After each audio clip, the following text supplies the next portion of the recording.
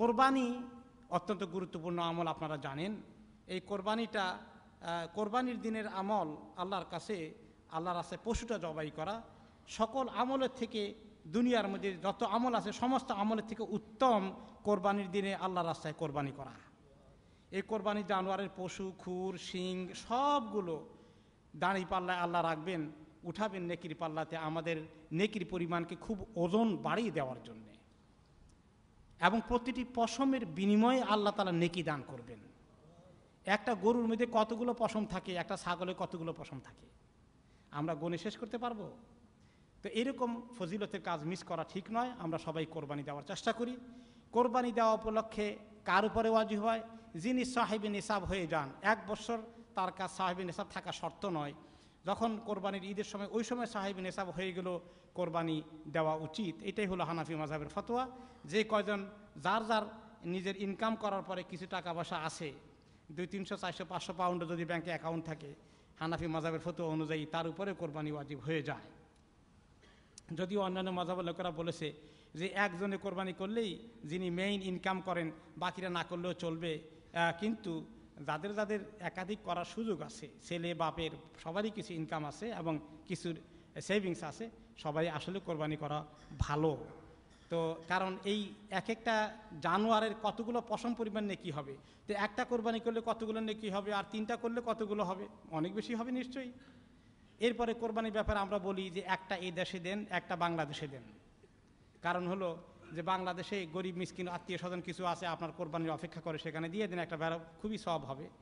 আর এখানে ছেলেপেলে নিয়ে যারা আছেন, এখানেও একটা দেন, ছেলেপেলে জানুক এটা কোরবানির ঈদ, কোরবানির ঈদের কিছু তারা দেখুক এবং তারা খাক এবং আনন্দ উপভোগ করুক। কারণ আল্লাহ তাআলা বলছেন যে কোরবানি করো, খাও আর খাওয়াও। তো দেশে দিলে তো খাওয়ানো হলো, খাওয়া তো হলো না। কুলু মিনহা ওয়া আত'ইমুল বাঈসাল ফাকির, নিজেরা খাও আর ফকির মিসকিনকে খাওয়াও। দেশে দিলে শুধু মিসকিনকে খাওয়াইলাম, নিজেরা খাওয়া হলো না। দোনোটার আমল হয় এখানে আরেকটা দিলে। এরপরে একটা গরুতে 7 নাম দেওয়া যায়, আমরা জানি। 7টা দিতেই হবে এমন শর্ত নয়, কেউ 3টাও দিতে পারে, কেউ 1 নামে পুরো গরু দিতে পারে, কেউ ম্যাক্সিমাম দিতে দিতে 1, 2, 3, 7 পর্যন্ত দিতে পারবে, এর বেশি না। তো যারা 1 শরিক দিবেন এটাও জায়েজ আছে, আর বাকিরা শরিক মিলে দেবে। অথবা একটা ছাগল দিবেন, সেখানে আর দিচ্ছেন না, পরিবারে আরও 8-10 জন মেম্বার আছে, আপনি একাই দিচ্ছেন যেহেতু, আর বাকিদের তেমন ইনকাম সেভিং নাই, তাহলে আপনার নামে কোরবানি দেন। আপনার নামে বিসমিল্লাহ বলে যখন আল্লাহুম্মা, আমার নামে আবার অমুকের নামে দেওয়া হলো।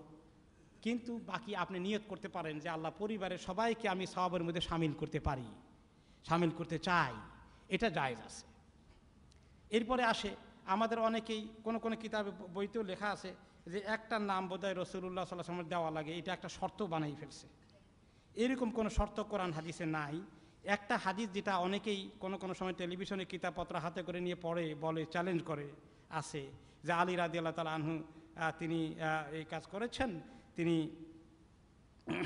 2টা ভেড়া জবাই করেছেন বা দুম্বা, একটা ওনার পক্ষ থেকে, একটা রাসূলুল্লাহ সাল্লাল্লাহু আলাইহি ওয়াসাল্লামের নামের পক্ষ থেকে জবাই করেছেন। ওনাকে জিজ্ঞাসা করা হচ্ছে এটা কেন করলেন, আল্লাহ নবীর নামে কেন কোরবানি দিলেন? তিনি নাকি বলেছেন যে নবী করিম সাল্লাল্লাহু আলাইহি ওয়াসাল্লাম আমাকে বলে গেছেন করার জন্য, এবং এই জন্যই আমি আর কোনো দিন এটাকে ছাড়বো না, করতেই থাকবো। কিন্তু এই হাদিসটা ইমাম তিরমিজিতে হাদিসে উল্লেখ করার পরে বলেছেন হাদিসুন গরীব লা না'রিফুহু ইল্লা মিন হাদিসে শারিক। হাদিসটা অত্যন্ত অপরিচিত, অত্যন্ত গায়রে মাশহুর, এবং হাদিসের রাবির মধ্যে কয়েকজন আছেন যাদের ব্যাপারে বলা হয়েছে যে তাদের রেওয়ায়েতগুলো অথেন্টিক নয়। যেমন একজন আছেন সেখানে হানাস, তার ব্যাপারে মুহাদ্দিসিনা মন্তব্য করেছেন যে সে অনেক মিস্টেক করতে, হাদিস রেওয়ায়েত করতে, এবং সে আলী রাদিয়াল্লাহু তাআলা আনহুকে এমন কিছু হাদিস বর্ণনা করেছেন যেগুলো কোনো সাহাবীদের হাদিসের সঙ্গে মিলে না। এবং এই হাদিসের ব্যাপারে অনেকগুলো মন্তব্য এসেছে। একজন আছে আবুল হাসনা হাদা শেখ আবদুল্লাহ মাজহুল, তার ব্যাপারে কিছুই বোঝা যায় না। এই সমস্ত কারণে অনেক মুহাদ্দিসিন মন্তব্য করেছেন ফাল হাদিসু দাঈফ, এই হাদিসটি অত্যন্ত দুর্বল। কাজেই আমাদের দেশে কোনো কিতাবপত্রে লেখা আছে যে ইত্যাদি রাসূলুল্লাহ সাল্লাল্লাহু আলাইহি ওয়াসাল্লাম কেউ বলেন আবু বকর ওমর খলিফাদের নামে কোরবানি দাও, নবীদের বিবিদের নামে কোরবানি দাও, অনেক কথাবার্তা এগুলো আছে। আসলে ওনারা অনেক নেককার ছিলেন, ওনাদের আমলের কমতি নাই, আমলের অভাব হচ্ছে যাদের আমাদের। আর আমরা যখন কোরবানি দেই, নামাজ পড়ি, রোজা রাখি, হজ করি, অটোমেটিক্যালি সমপরিমাণ সওয়াব আমাদের আমলের আল্লাহ তাআলা রাসূলুল্লাহ সাল্লাল্লাহু আলাইহি ওয়াসাল্লামকে লিখে দেন।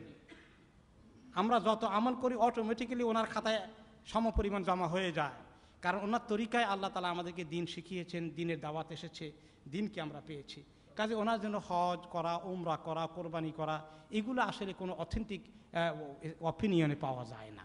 তো নিজেদের অবস্থা, নিজেরা গরিব, নিজের মা বাবারা গরিব হয়ে বসে আসি, আমলের দিক থেকে, সওয়াবের দিক থেকে, কাজে নিজেদের জন্যই করা উচিত। আর রাসূলুল্লাহ সাল্লাল্লাহু আলাইহি ওয়াসাল্লামের জন্য আমরা বেশি করে সবসময় দরুদ শরীফ পড়বো। আল্লাহ তাআলা যেন তৌফিক দান করেন এবং কবুল করেন। নাবালিগের উপরে কোরবানি ওয়াজিব হয় না, যারা বালিগ শুধু তাদের উপরে কোরবানি ওয়াজিব হয়। আর কেউ যদি নাবালিগের উপরে দেন, টাকা পয়সা বেশি থাকে, বালেগের নামেও দেন, নাবালেগের নামেও দেন, জায়েজ আছে, আপত্তি নাই। জিন্দাদের নামে যেমন দেওয়া যায়, মাইয়িতদের নামেও দেওয়া যায়, তবে আগে জিন্দাদের দেওয়ার পরে যদি মাইয়িতদের নাম যোগ করা যায় তাহলে ঠিক আছে। আগে মাইয়িতদেরটা না, আগে জিন্দা যার উপরে ওয়াজিব আছে তিনি আগে কোরবানি দেবেন।